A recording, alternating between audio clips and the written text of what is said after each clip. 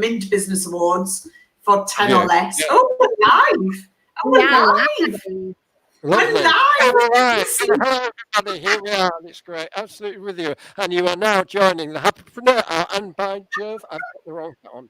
So hang on a second.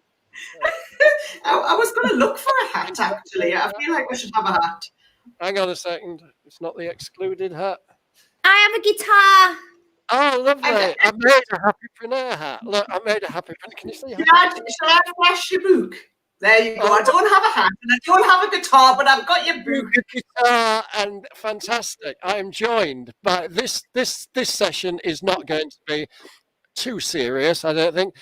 But I'll just mention what the Happipreneur is, and then Jen, CEO of Yorkshire in Business, Nicola Jane Little, the amazingly Mint person, and has got the most fantastic Mint Business Club.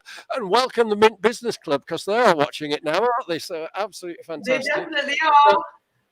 So I thought what I'd do is explain what we're going to try and do in this little 40 minutes. So basically, The Happipreneur was a book written by myself and Taryn Lee Johnson, and the whole idea of it was to kind of correct the imbalance between what has happened to the word entrepreneur. So the word entrepreneur obviously is about making a profit, which is fine, but people talk about the risk takers, the disruptors, and various things, and it's all about, you know, getting funding, pitch decks, all that stuff, having an exit strategy before you've started.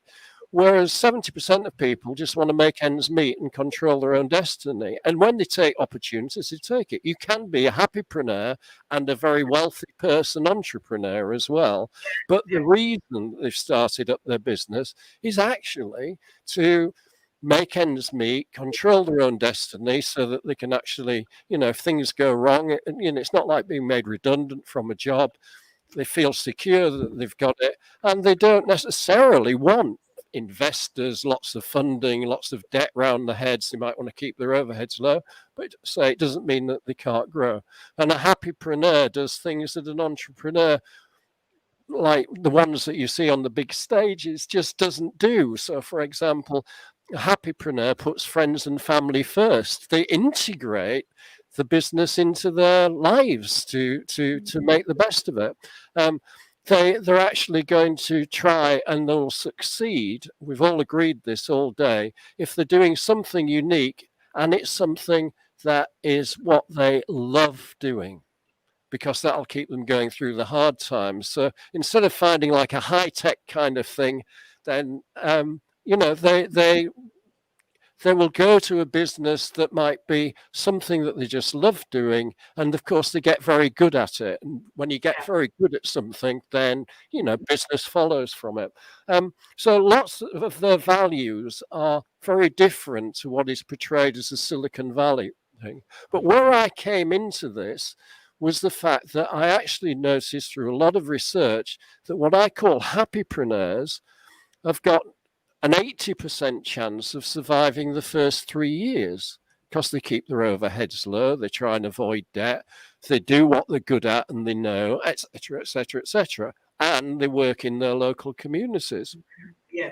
Whereas the Silicon Valley entrepreneurs got about a 1 in 5 chance of succeeding. That's the guys with the pitch decks and all that serious business stuff. So 2021 is going to be the year of startups. It's a record year of startups. And there's going to be a lot of people that have got businesses that will be thinking about even starting a new business or starting a new income stream. There'll be lots of people in jobs thinking of starting a side hustle or something to bring in some money in case they lose the job and various things. And so what we're going to explore together is what we would say to encourage people that it's okay to be enterprising and start up and control your own destiny, and the things to avoid, the things to do, and the people to meet and get together that can actually help them. So both of you have got the most amazing communities that you've built in the Yorkshire Coast region. Jen has, and it's now expanding into the whole of Yorkshire. The Mint Business Club's got to be, well, the craziest fun, but it's also absolutely brilliant in terms of your background. I mean, the quality of training and coaching that you provide everybody with is just absolutely amazing, Nicola. So let's have a couple of things from you. What would you say to somebody that's actually in a job at the moment, but they think, well, they're in Debenhams at the moment. Let's say they're in Debenhams at the moment. and they're really actually working out the notice kind of thing. And they think, well, I've got an idea, but I don't know whether it'll work. I don't know what I would do, but I don't really fancy being employed again. I'd really like to start up my own enterprise. Let's go with Nicholas first of all. What would you say? What would your advice to them be? Oh, I was waiting to hear Jen's advice first to see what she said. Good afternoon, everybody. Hi, Minties who are joining us. Thank you for having me, Tony, and nice to meet you, Jen. What would I say to someone who was going to start their business now? Starting a business. Right. So we're in lockdown. It's right today, and they actually come to you and they say, "Look, you know a bit about all this, Nick. What would you suggest?" I would say find some people to talk it through. That is absolutely critical. But it's got to be people who've probably done it before, definitely probably failed a little bit at it, and people who know it. Because if we ask our mums and dads, they will worry for us in a different way. Mums and dads, best friends, they're great. But the tribe that we surround ourselves with is people who are doing what we do and who get what we are going through. So there's you need your mates, you need your business mates. That is absolute for me, because I would never, ever be able to do what I do without the people that lift me up and support me. But equally, you've got to start looking, haven't you? If you've got this great business idea, you've got to start digging about, seeing what's going on. And like right now, social media, websites, the whole lot is there. When I started, however long it was like, go and do your proper market research and ring these people and do these 10 surveys. And now, I mean, you can just find anything out. So, so it's such a gift. All of this information we've got is such a gift, can be overwhelming. But, we've got to start looking. And I think you really got to want to do it, right? Yeah. And you can't find out how difficult it is till you're doing it. But like, if you really, really want to do it, it's going to keep niggling at you and niggling at you and niggling until you just have to have a go, right? Because it just doesn't go away, does it? It just gets into your brain and it just keeps niggling. You've just got to have a go. But people, I think you've got to have people to talk to. Business mates, first of all, then. Okay. Yeah, business mates. Let's get Jen. So we got one there, business mates. Something different from business mates. This person in Debenhams was thinking, well, I want to get going on, something or other. It's actually quite ironic because I started my working career in Debenhams and I absolutely loved it. But am I glad I out there now? Obviously. For myself, I think a lot of people come to me at that idea of I'm thinking of this. Yeah. And they actually are their worst enemies because they want to do it and it's in their head and that's all they think about. But taking that first step is so daunting and so hard. And actually, when you look at, especially if you're in Debenhams now, you're in the perfect opportunity to try that test trade. What are you going to lose? And if you follow Tony's advice to bootstrap and don't borrow, you try and start off on a shoestring. You don't have to build your whole business. You don't need a shop. You do not need to invest a lot of money. Take small little steps. But the main thing for me, and this is it, is do something you're passionate about, because this is your life when you run a business. It's not a job. Yeah. So it encompasses everything. I mean, I bring Harry to work and I bribe him with 20 pence a file. It involves your family. It involves your wider family. It involves your friends. All my friends will be watching today because this is my life. And so you got to be passionate about it. Yeah. So you got to, and what would you say to somebody? I know it's really difficult, but you both have to do it now and again with people that come to you. What would you say is the most common thing where you would actually say, maybe go away and just do this or do that? In other words, you're thinking, well, I don't want to discourage them, but on the other hand, I don't think it's actually right for them to start a business right now. What would be the kind of the things that go through your mind? You're thinking, well, I mean, one of the things that happened to me with a lot of things that Claire and my business we've failed with is that we've gone into areas where we just didn't understand the customers really. Yeah, we had a good idea, but we just didn't understand it. One of them was the cosmetics company, which was called Sudden Change, and it was sudden death. It only took us 3 months to lose all the 12,000 we'd put into it, and that's because we really didn't understand what customers wanted in the cosmetic industry. And it's like, so what are the kind of things that would just make you think, this person from Debenhams came along, that you're actually looking for to see whether they've got, it's the right time for them, I suppose. What were the kind of things you'd look for in them? What are you prepared to live without? Because when you start your own business, whatever people say, there's so much rubbish out there about how you're going to be a millionaire, and if you just do this course, it's going to give you that tomorrow. And it's not true. Like your book, over and over again, Tony, it's about hard work, it's about graft, it's about, there's not an instant win, because otherwise we'd all be millionaires. So like if someone came to me and said, right, I want to start my own business, but I just simply can't live without this salary, I'd be like, okay, you can't live without that. What is the absolute bare minimum you can live on? What are you prepared to give up?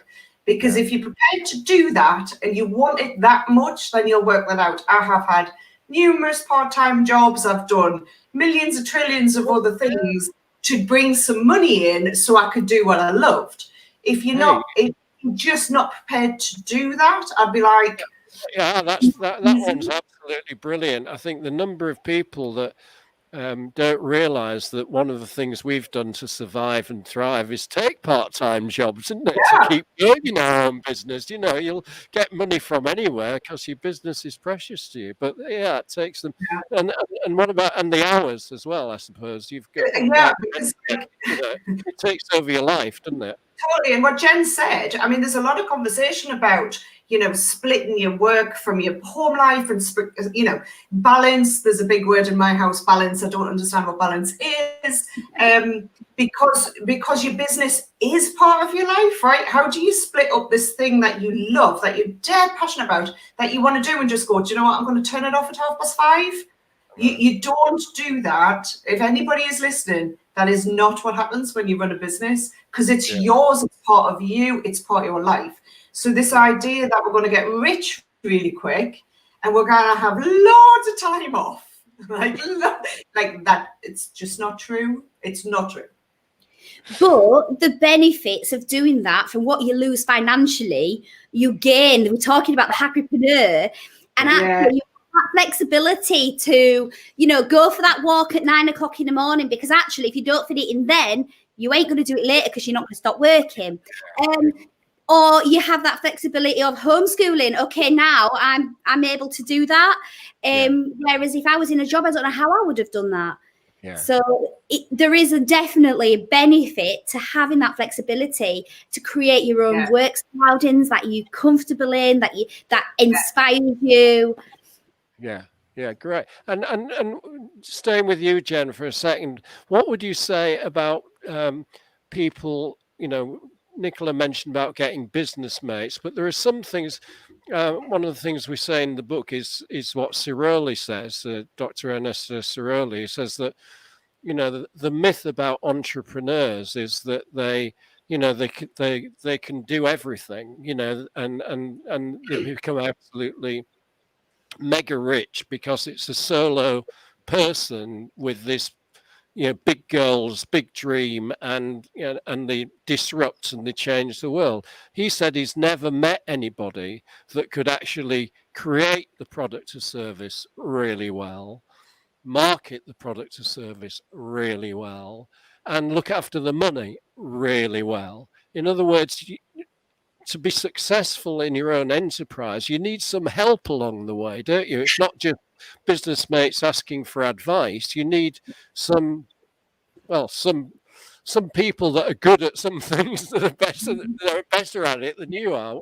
What do you say to those kind of people? Tony, I mean, you asked me this morning what I want to get out of today, and actually it was exactly that. The fact that don't muddle through a loan. Don't think there's something wrong when things aren't going to plan. That's normal. And actually seek some advice, seek some help, because we've seen people go through this. We've assisted people to go through this. And we can support. Yeah. And that is what it is. It's about not being on your own. I mean, I've got you, Tony. You know, you are the person who mentors me through all of the success that we've got.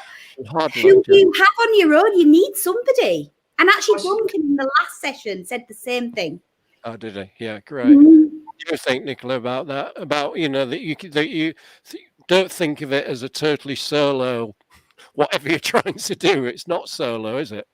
It just, and yet so many people feel so alone, Tony. You know, that's why my business started, because people are sitting in the bedroom way before COVID, by the way. And let's not forget, it wasn't respected that you worked by yourself, self-employed, sitting in your bedroom. People had opinions about that. Strange how it changes when we've all got to do it. But, you know, people are lonely. People miss people. You say an awful lot about us being human animals. We sociable. You know, there's so many people who are going through what you've been through, who are doing what you're doing, not exactly the same, but who are there for you in that community. And it always comes back to that with me. I was listening to Ian Farrar about how much he loves people, because I think when you work for yourself and you've got your clients and you like people, you want to do good stuff for people. And I question the idea that we've all got to imagine we're going to get to this next level of whatever that, do you know what I mean? It's everybody's got to be the next millionaire. But there's a load of us, including me, want to be happy and comfortable. But I'm not striving to be like the next multi-billionaire at all. I want the life that I want, right? So you've got to have those people around you who can lift you up and take you there. But that's not to say that we're all trying to be the next, you know, some of the people you know, Tony, right? You know, because we're not, you know what I mean? We're not all trying for that. That's not, and there's no shame in that either. And it's perfectly acceptable to have the business you want to have. Yeah, yeah. Well, we've got the last thing we've got on today is a magician, female magician. There aren't many female magicians, and she's a multi-award winner, and she got all the way from street performing to Las Vegas, if you like. And I asked her in the interview about just that thing. She said the best advice she ever had when she started off in the entertainment profession was a quite famous person said to them, keep your overheads low. Cut things out all over the place so that you don't need to earn very much, because it'll take you 3 to 5 years. You know, it took her 15 years to get to the top, kind of thing. And I think that's really good advice, Nick and Jen, is that people have got to realize that this is what you're making is a life decision, isn't it? This is how I want to live my life, if you like. So how can I do it without, you know, saddling myself with lots of, you know, I mean, I was lucky with my business partners because they've always been women. And Claire's been my business partner for 34 years. And you know, the very first thing she did was said, you can't have any of that fancy car stuff, or, you know, I've downsized a couple of times, all this. But honestly, would we have survived 34 years if she hadn't taken that? You know, it was the right attitude, wasn't it, to actually get rid of all the unnecessary frills and status things or things that your neighbours have got. You know, it's just about making ends meet, isn't it? I mean, you must see that with people coming for loans and things. I think cash flow, from what I see, is one of the main reasons why business fail. Yeah. Because they don't have that. They have too much going out and not enough coming in. And I see it so often. Yeah. Yeah. And I mean, when you're looking at people for loans or even grants, even what are the kind of things that you look for to see whether they're actually able to repay the loan over a period of time? Because, you know, and that is part of what Nick's been talking about. It's about the myth, isn't it, of the fact that, you know, you're not a serious entrepreneur unless you've got investments or loans and things like that. What are the kind of things you look for to actually see whether somebody could actually, whether it's a good idea to borrow some money? Because there are some businesses, aren't there, where you do need to borrow at some stage? Yeah, but, there is. But what do you look for to actually see whether they could actually repay it? I mean, to be in the best position to take a loan as it is. So the best way to prove the return on the loan is to have an existing customer base. Yeah. So do not borrow until you've got some customers or you've done some form of trading, because until you actually start trading, you don't know how that business is going to go, and it never goes to plan. Doesn't matter how you plan. I've not come across one business that it'll come to plan. But I think for myself, I see a lot of cash flows, projections, and the first thing is I ask them, well, where did you get that figure from? And they can't answer. I've just put 100 items in there. Okay, so, right, we need to have a methodology behind your projections and believe in that number so that you can sell that to yourself, because if you don't believe it yourself, it won't happen. Yeah, okay, that's great. And what about, what is there any particular training that, I'm thinking of this Debenhams person again at the moment, and there's a lot of government training programs and stuff out there and all this stuff going on. I mean, we can be totally candid because we're not part of government. What about courses and training and things? Are there some things that are must-have skills for anybody starting up a business, or will you pick it up as you go along? What do you think about that? Nick, you go first. So about training before you actually got started. Right. Obviously, Mint is a training organisation. One of the things we do is offer training, but training, it's small business to small business training. So we're all doing it, training with each other. I was a digital trainer before that and a school teacher before that. So I believe absolutely in lifelong learning. I think that to absorb as much out there as possible, but also know that some of it might not be relevant right now. It might be that you're learning something that's going to just pique your interest in 2 years' time. The money thing for me is one of the biggest things, totally what Jen was saying. My first business failed because I didn't know about money in and out. I didn't know the terminology. I didn't know, and I felt stupid asking, right? What is net profit, gross profit? So you feel stupid, so you don't know where to go to ask. And the courses, a lot of the courses are pitched higher than most people are at. And that's the thing for me as an educational practitioner. No matter what you say, you go on courses, and half of the room are way lower, and that's not anything other than that they just haven't learned that thing yet, but they're always, for me, higher up. So then you've got a trainer standing there delivering at the wrong level for the audience, and that is another reason why I do what I do, because I can bring it right back down. I can say, we can deliver training if you don't know how to switch the thing on, right? Never mind all of this highfalutin stuff. Can you switch it on? Do you know what you're selling? Do you know how? So we bring it back to basics over and over again. And I think if I didn't do that, I wouldn't have a business, because you learn something and then it changes. So you have to go learn it again. But money and marketing, right, in any form. Because if you don't tell people what you're doing, right, and believe in it, as Jen said, how does anybody know, like, what there is to buy, right? You've got to be able to get it out there. So, and loads of people just don't get that, right? I've got this thing and it's brilliant. Loads of people are going to want to buy it. Well, how are they going to know about it? Right. So money, probably those two, but certainly the money we've got. And would you suggest that the way you actually get that that training on money matters, let's say, for example, is to join a business club or a business community or something like that? Or would you say that you would, because I'm a bit worried about, I've been in the field, I do get a bit worried about what colleges and universities and places, you said at the beginning, Nick, didn't you, that you should ask somebody who's been there and done it. And I think I'd rather be trained even on the money side by somebody who's been there and done it, really. Well, what do you think? Yeah? What do you think?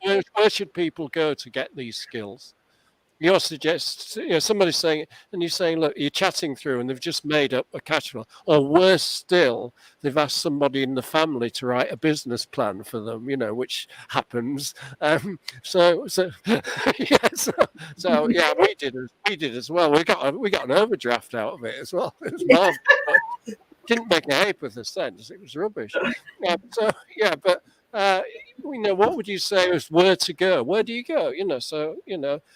Where's the first step? What would you look for? Yeah, I'm going to start a wedding cake business because I'm blooming good at creating wedding cakes. Yeah, but I know nothing about the money side. I know nothing about marketing. I am just blooming good at making fantastic wedding cakes that I've done for the family, and they love it.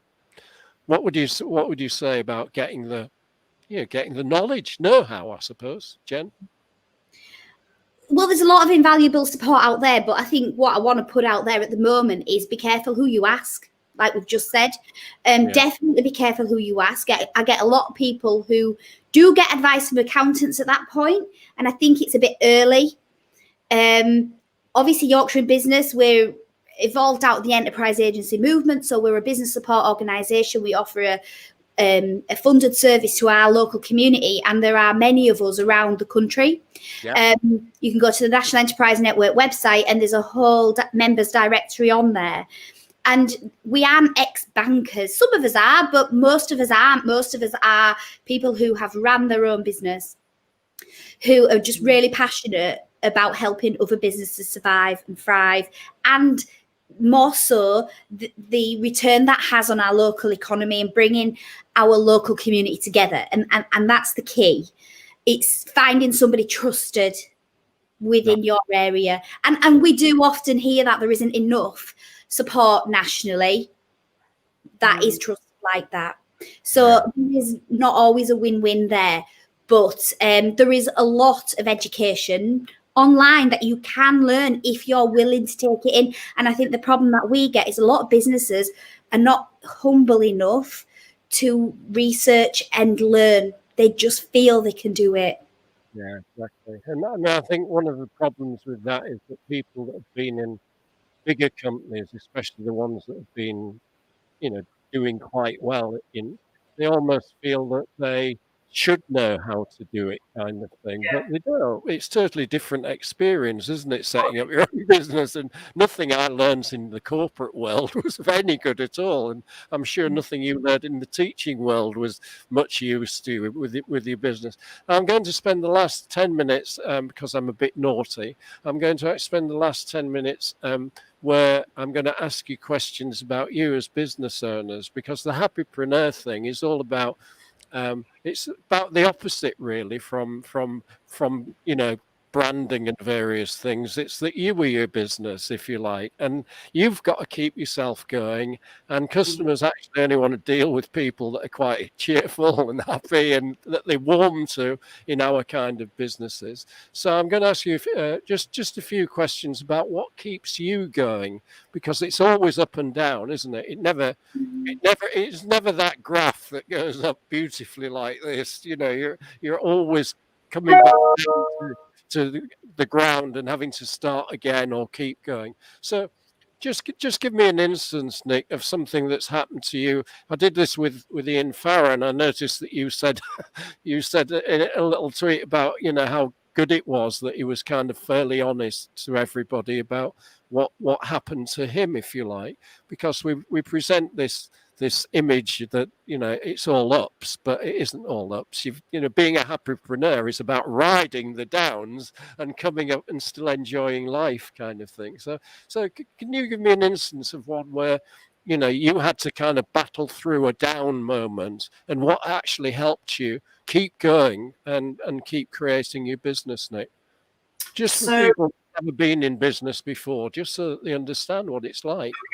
So last year when COVID hit, and we know this, I'm not going to bleat about it a lot, but what I watched overnight was a fair proportion of my members shut their businesses overnight. And I'm really empathic. So I was surrounded by a couple hundred people who literally just went like that. And that actually was like, it was my pain. So we did a lot of things. We just were in there. We stepped up. There was 100 lives. There was training every day. I mean, we went from training 3 times a month to every day, 3 to 20 times a month. And I was live on Saturday and Sunday. What I realized was that I need my customers and my community as much as they need what we offer and what I offer, right? So I look at my banner, which is over there, and it's got all of them and my faces on the front. And when I'm feeling rubbish, and you feel rubbish an awful lot, I'll just stand and look at all that crazy smiles on the banner, and I remember what I'm there for, right? Because our business, my business, is there for them to get better. And that's it, to learn how to do things better in your business. And if I forget that, if I slide off, if I just have that day where I feel utterly rubbish, I'll just stand and look at their faces, and it just changes everything. This is a card of Moirish is watching, right? Imagine getting that of one of your clients who's now one of your trainers, who's now one of your best friends, right? Yeah. Wow. Yeah. That's they who I look at every day on that banner in this loft. And that's why it always comes back to the people for me. My business is about people learning, about people progressing and getting better and get what they want. And if I ever forget that, then I'm not in business. But it was hard, Tony, last year, watching their businesses shut, watching all of us go, what is this? Right? Yeah. That was a really, and I cried. I went live on Facebook and cried my eyes out. So. Yeah. We all need that. We all need that something that gets us, and that's something. Yeah, it's really practical. What you do is you look at the faces, and that makes you realize what you're doing feels worthwhile. Jen, I mean, it's all going pretty well at the moment, touch wood, for Yorkshire in business, but there's been quite a few dark times along the way where we've nearly struggled for survival at some cases, haven't we? So, what actually keeps you going? Because obviously, to hundreds of clients like Nicola, you've got to present a cheerful, happypreneur face all the time. But there must be times that even you are struggling to actually find what actually keeps you going. What gets you? Name an instance of something that happened, if you like, that you can mention, and what helped get you through it, just like Nicola has done. I mean, we've had maybe I've had two major challenges, particularly getting Yorkshire business established and sustainable. One being staffing, because we have had some really challenging times when it's really hard to balance the whole this is my business and I'm really passionate about it. And we're not a big corporation, so the team have to fit into that. And I feel having we have a team that really believe in what we do. And if you get somebody comes in from a corporate background, it is so hard to adjust to that. And so we've been able to actually look at adapting our business model and using self-employed consultants for various work. And they have been absolutely phenomenal in changing the services that Yorkshire Business offer. So we've got that core team that just no one understands and have that passion for what Yorkshire Business stand for.